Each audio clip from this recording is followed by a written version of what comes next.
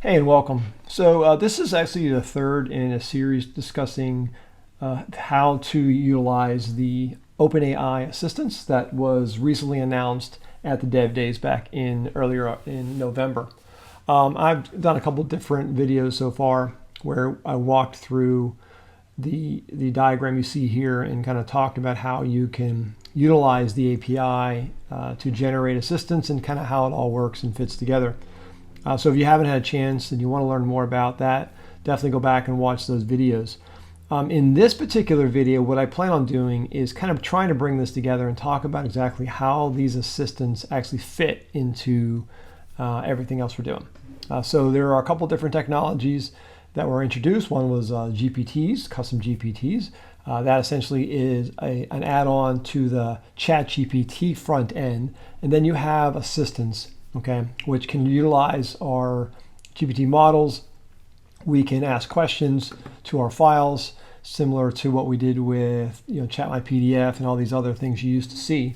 And we can leverage some of the tooling that goes with it, and retrieval tooling, and using the code interpreter, and then also these custom functions and how all this fits together with threads. So threads essentially are the conversation, similar to what you would see inside of ChatGPT. Okay, so again, not going to spend a lot of time on this diagram, but we're talking about this, and I'm going to show you how to take what these assistants offer and put it into your own application. Okay, so that's what we're doing. Let's go ahead and get started doing that. So real quick, also what we're going to be using to demonstrate this is something called Streamlit, and I'm going to go ahead and post a link in the description under this video on Streamlit. So if you're not familiar with what Streamlit is, it is a really easy way to build and share data applications. So very feature rich. It all sits on top of Python, and you can very easily set up and create applications. You can actually even host them and put them on a community hosting board, or actually host it yourself. Very simple to use and very powerful, and lots of extensions. So you'll see this a lot out there, especially if you're looking at just data-centric applications, large learning model applications. They're all kind of leveraging the Streamlit, which is very easy to use. You can kind of see here, you write a little bit of Python code, and you can create an application that's web-based, and it's very, very nice to use. You'll actually see some examples. Here's some examples that they have on their website. They have a full gallery that you can go and you can actually look at the source code and create your own. But you can create chatbots similar to what you would see on ChatGPT. So I can come down here and ask questions to ChatGPT using the OpenAI model, and using OpenAI API, I should say, not the real ChatGPT front end, which is what everybody seems to be focusing on. If you're not a coder, that's actually the tool to use. But here, a little bit of coding, you can actually accomplish quite a bit. So for example, I can come down here. I'm going to put in my OpenAI API key, which you can get from the platform. And that was also discussed in an earlier video. Since I have that key, I can go in here and ask questions.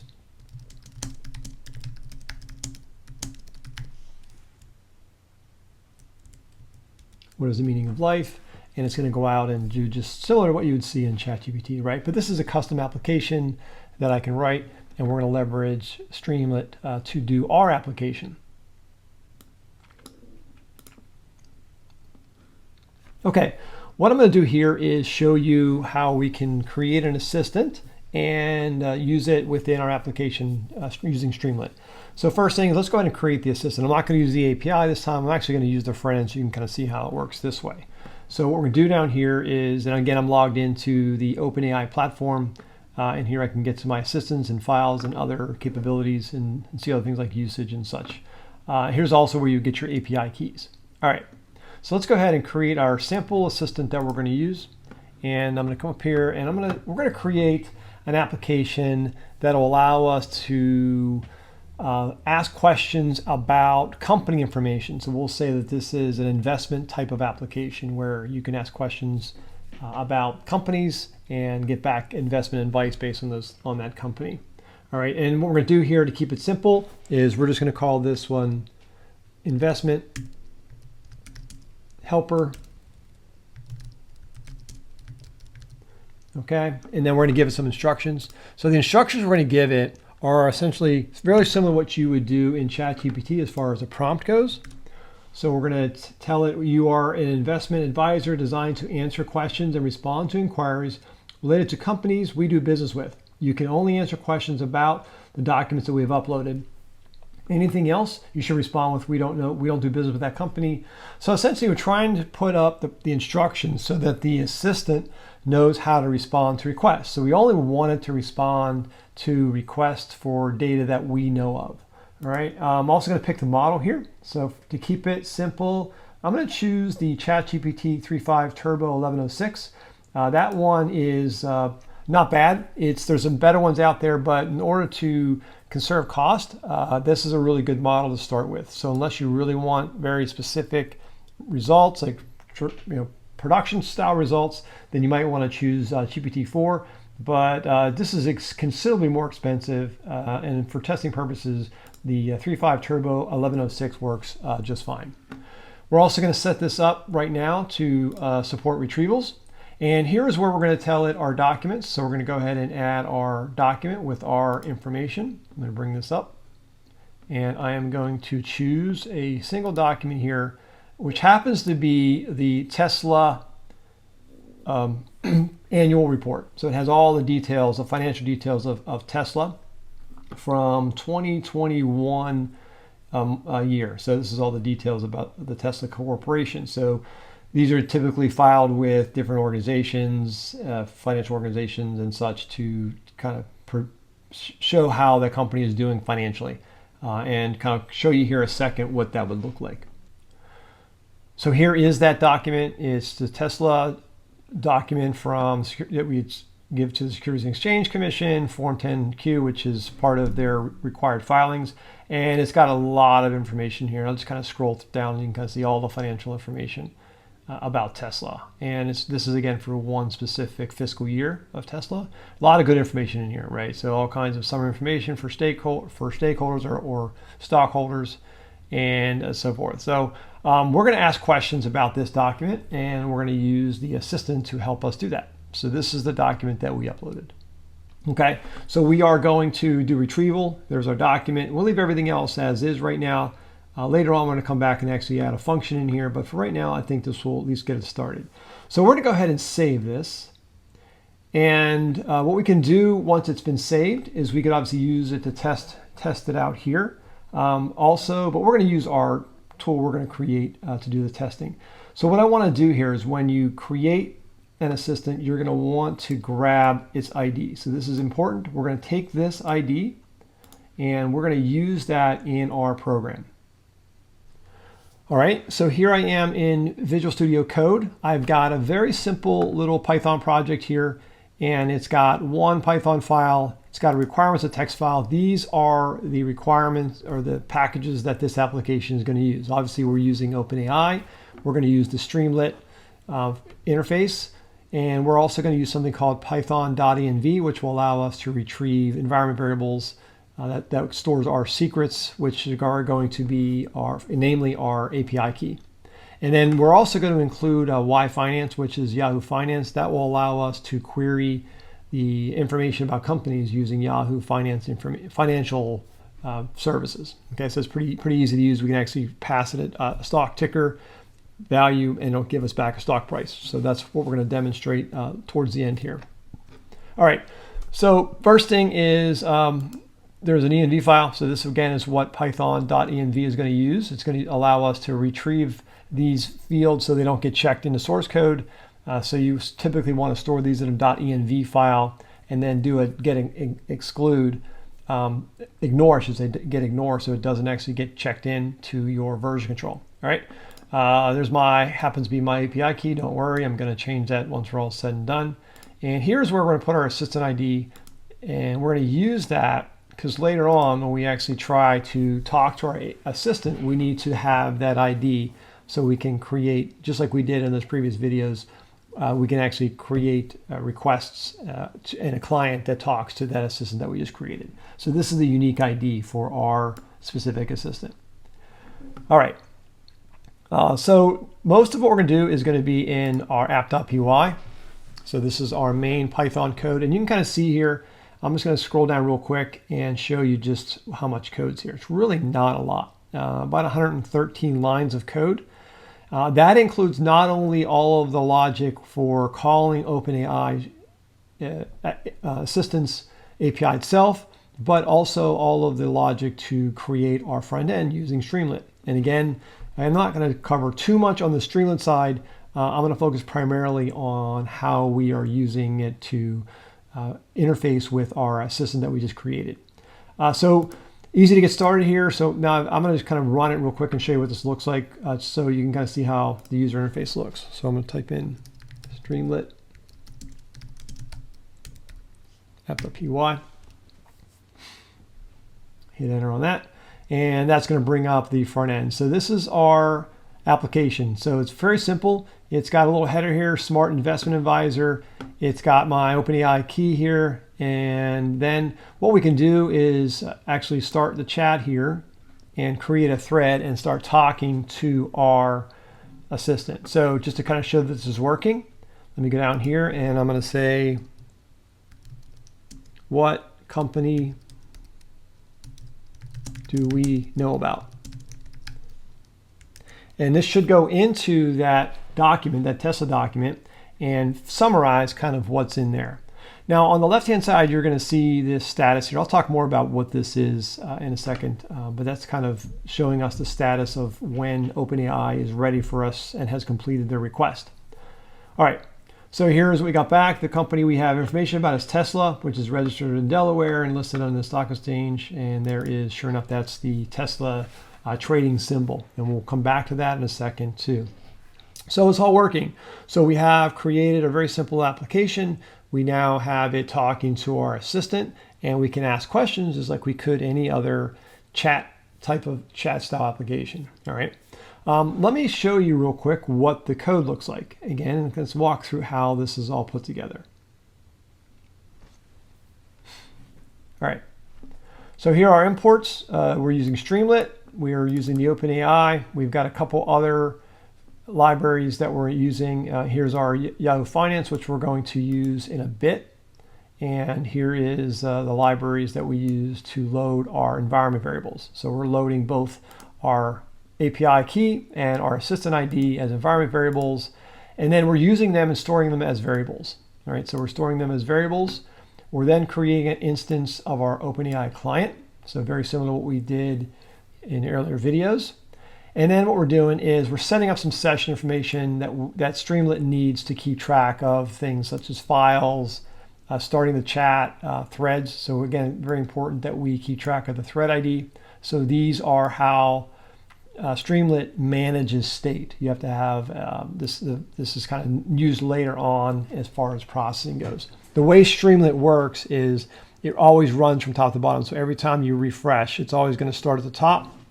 So you have to kind of have a way to have some branches in there so that it knows what it needs to refresh and keeps track of certain information. So anything with an ST is Streamlit. So here we're just simply setting up a header here. We're putting the little money bag logo. So that's this logo here that you see. That's what this is doing. So again, very, very feature rich, which is not, again, out of the scope of what we're trying to show, but definitely worth looking at it if you haven't already done so. All of this is giving us our OpenAI key. Okay, so it's reading it from our .env file, and then it's actually displaying it. It's displaying it over here in what you see on the left-hand side. This is called a sidebar, all right, and this is the main panel here, all right. So we've got that. Now we've got the start chat. And what happens is when you start the chat, we are actually then creating the thread. So again, remember the thread is the conversation. So we're calling our OpenAI client. We are going into the threads resource and creating a new one. So and I'll just quickly mention this again, everything right now is under beta. So until this is finalized, you're going to look for everything under beta because all of the assistant APIs are currently just in beta. Eventually this will be switched out to another location, but for right now, that's where you can leverage the assistants. All right, we are then keeping track of our thread ID that we created because we'll need that because every time we send a request to the assistant, we need to pass that thread ID. Okay, and then we're actually just writing it out. So you can kind of see that at the top of the page. That's what this is doing.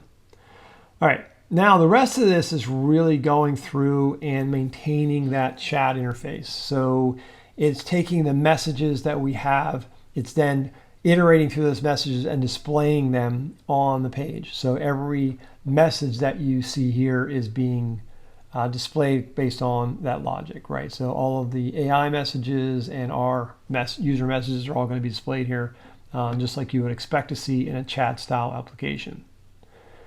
All right, important things here to talk about is here's the prompt. So we're asking a question, and this is a Streamlit convention to say if as soon as a value has been entered and the user has hit enter on that prompt, then this prompt value will have that string, which will cause the rest of this logic to then be able to be executed. Okay. So we're then appending our messages. So again, just like we had before, we have our messages. We're storing the messages in that local state variable, and we're appending a new set. So every prompt the user puts in here is getting added into our collection of messages. And then we're simply just writing it out so it looks like a user message. That's all that's doing right there. All right, now we're going to add that user's message to the existing thread. So here is our thread.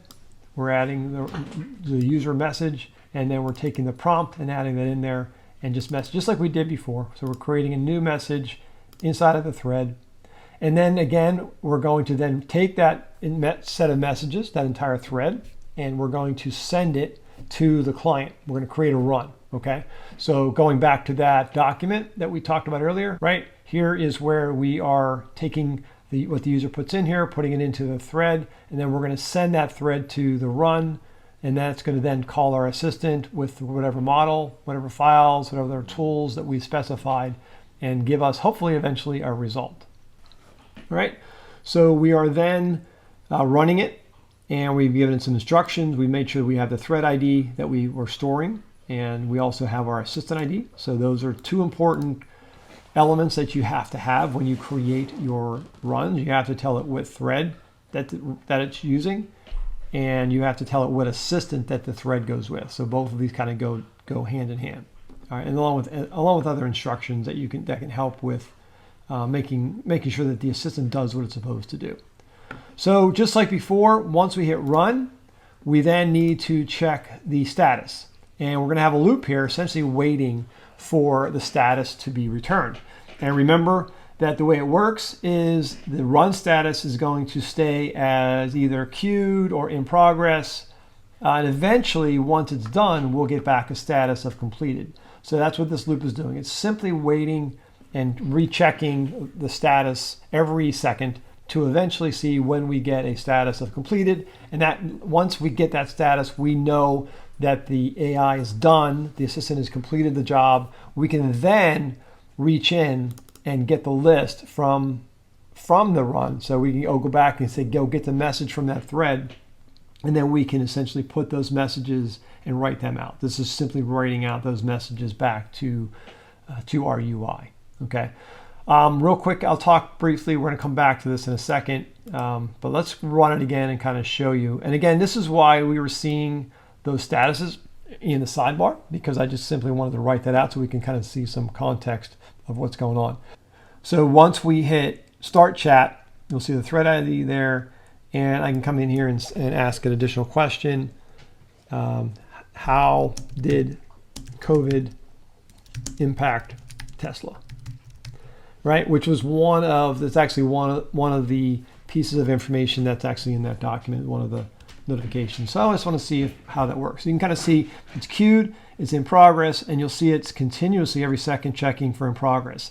It's going to continue to do that until eventually the agent is done, and then the assistant is done, and then it's actually going to send us back. Now we actually got a failed one here, so that's interesting. All right, so for some reason it failed. Which is not uncommon because, again, this is all beta and we have lots of different people using the application. So it's very possible that we had an issue at that point. Let's just try it again, see if it works. Let's just put try again. Let's see what this does. Let's see if it works better. All right, still checking. There it is. Okay, so it came back this time. So yeah, it's not perfect. It is beta, so you can see it failed for whatever reason, but this time it actually worked. We got our completed message at the end, and there is our impact statement about COVID-19, and that was actually from the financial statement itself. So everything's working correctly. So right now, this works pretty good. We now have a way of talking to our documents. We have a front end that we can use to make requests and so forth, but it still has limitations. For example, if I asked it, what is the current stock price of Tesla? Now, if I run that, I'm going to get back that this message, right? It didn't take long. It completed it, came back with saying that it can't access real-time data or the internet to retrieve the current stock price of Tesla. You can easily find it and so forth. So it's telling me that what I asked for wasn't able to be retrieved from our single document, okay? Which makes sense, right? That's what the assistant only knows about what we tell it, all right? And we didn't tell it anything else. So, and this is where functions come into play, okay? This is how we can leverage functions. Because now what we can do with functions is we can tell the assistant, if it can't answer the question, let us know, and we can answer it instead. So it's a way for us to hook into the assistant to allow the assistant to notify us, hey, I need to get this information. And these functions could be anything that you can think of, any kind of data that you need to get and provide. We're going to leverage the OpenAI model itself and the large language model to do the heavy lifting, to know what to do and when to call what. But as far as the tools go, we can provide our own and let the engine decide when our tool is appropriate. All right, so how does this work? Well, the first thing we have to do is we have to go back to our assistants. And we're going to go in here. And we're going to come down, and if you're not editing this, go ahead and edit. I'll just go up here and click edit here so you can kind of see it. I'm going to come down here and I'm going to add a new function. And for right now, I'm just going to pick one of the samples. There are two samples out here. I'll just pick get stock price. All right, and the stock price again is going to be kind of it's a structure of information. Essentially, this is structured data that tells the assistant what to do and when this particular tool is useful. When is this function useful? What is its purpose? What does it do? And what information is it going to need to have passed to whoever is going to fulfill this function? In our case, our application is going to do this. All right. So we have a name, get stock price, and we have the description of what it does. So this is where you'd put the details on when this particular function should be used. What's the purpose of it, okay? And the more detailed you give it, obviously that's going to help the engine decide when to call this function and when not to call this function. Here we're also going to provide the properties, and right now the only property that we're going to ask for is the symbol. In this case, it's going to be a string, and it's going to be the stock symbol, and it's going to be required. So anytime this function needs to be called, anytime the assistant decides, oh, I'm looking for a stock price, I'm going to use this function because it's here for me to use, it's going to pass all this data to us in our application.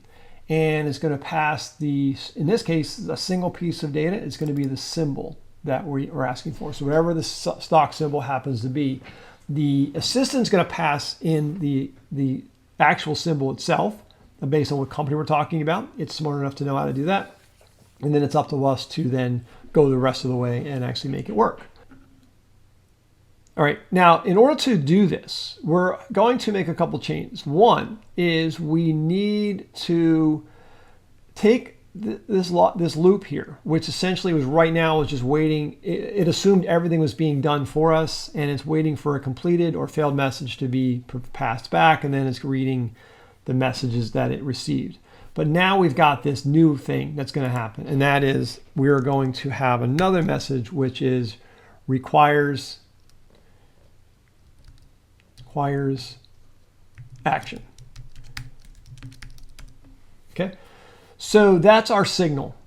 Okay, so when we see requires action, that is the assistant letting us know that it can't complete the job yet. It's waiting for additional details to be provided. In our case, we're going to get all of that details about the request for the stock, okay, because that's the only function we have, right? So what we do is we're going to check the status, and we're going to check to see if the status requires action. And for right now, we only have one action. So I'm going to call our handle function action. And so anytime a function needs to be called based on this signal, we're going to call a new function we're going to create called handle function. All right. And just to kind of show you what that's going to look like, let's go here to the top. We'll move this right to the top of the file here. And let's go ahead and copy that in so you can kind of see what that looks like. I'm going to put it right at the top. All right, so anytime a function needs to be called and handled by us, we are then going to pass the run, which is going to have all the details. And what we're looking for is the outputs and the tool calls that are being requested. Okay, so what we're going to get back is an array of all of the functions. It could be multiple. In our case, we're going to get back one, but you could get back multiple. Then from that, we're going to iterate through those tools and pick out the function name that it's asking for. Okay, and that's going to correspond to the function name that we have in our assistant. And then any additional arguments that we're going to get, we're then going to check and see what function name got called. And here we're looking for get stock price. So whenever the get stock price function is called, we're then going to reach in and get the arguments from that function. All of that information is passed to us. And the symbol of whatever company it is that requires whatever company we're trying to check the stock price for, we're going to get that as the symbol argument for the call.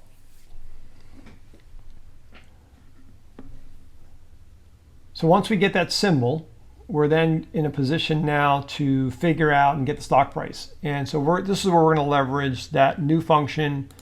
That we're going to leverage the Yahoo Finance. So create a function there, get stock price. It takes in a ticker value and it calls the Yahoo Finance ticker object and gets back the latest price. So we're just getting the latest price.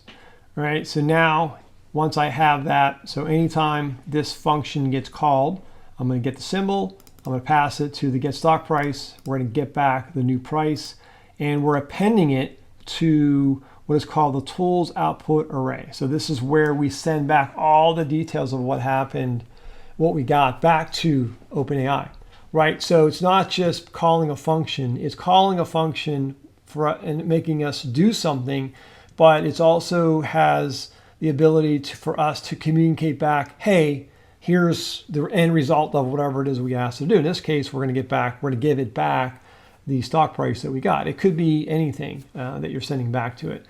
Doesn't matter what it is, whatever the output needs to be for your particular use case, it goes in as the output field for the tools output array. So we're just going to append that in there. We also pass in what is called the tool call ID. So remember, you can get multiple tool calls. So this is the actual ID for that particular tool call that corresponds. I'm actually going to comment this out so you can kind of see what these values look like when we run this. You can kind of see what that looks like. It'll make it a little bit clearer. All right. Now that we've got that, we have then created our tools output array that has all the details about what happened and all the output from our tool calls. We're then going to submit that back through the client back to OpenAI, to the assistant. And here's where we're passing the thread ID so we know which thread this corresponds to. We're passing the ID of the run that it corresponds to. And then this field here, tools output, holds all of the outputs of the requested call. Okay. Those are the only changes we need to make. Let's go ahead now and go ahead and save and run it. I just realized also before we go any further that I made one change or one mistake down here. So our loop is going to be not include that. So we want this loop to continuously run until we get completed or failed, because we are handling the requires action within this loop. So we want this loop to run. Okay, so that's how it should be set up. So let's go ahead and run the application now that we have all the code in place. And there's our Smart Investment Advisor. I'm going to go ahead and start the chat. We got my thread ID. All right, now I'm going to ask the question, what is the current stock price of Tesla? Hit enter.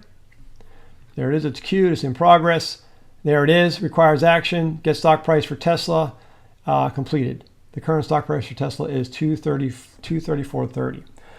There you go. That all worked. So a couple things to point out is the required action was the signal to then tell us that we needed to call the stock price. And we got the TSLA ticker symbol from OpenAI. This is really important, is because we are letting the large language model, we're letting OpenAI decide when and how to use the tools, right? All we're doing is providing the instructions and the tooling, and the models are smart enough to know when to call the tools that we need, right? It knew, oh, I need to get the stock price.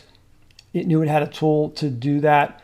And it knew, oh, I need to get before I can call this tool, I need to go find the ticker symbol. So it had to get that from retrieve that from our document.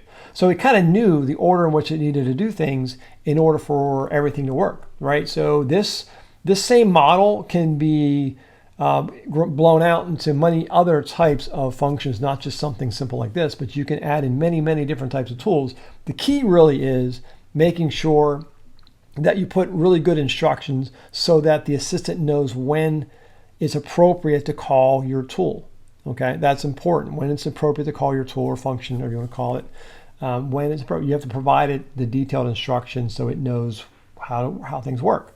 Okay, second thing is it's also important you choose a good model. All right, we're using the Turbo 3.5 11.06 model. Again, as I mentioned, that's cheaper, but you'll get better results potentially if you use one of the ChatGPT 4 versions. There's better models out there, but obviously you have to pay for that for testing purposes. I'm definitely sticking with something a little cheaper. Otherwise, it could get pretty pricey. All right, and that's it. So hey, there you go. You have it. I hope you liked it. Please, if you could, please like and subscribe to the channel. Please provide me any comments or suggestions or critiques of anything that we talked about. And if at all possible, go ahead and like the video, and please put some comments down if there's other things you would like to see. Other than that, have a great day.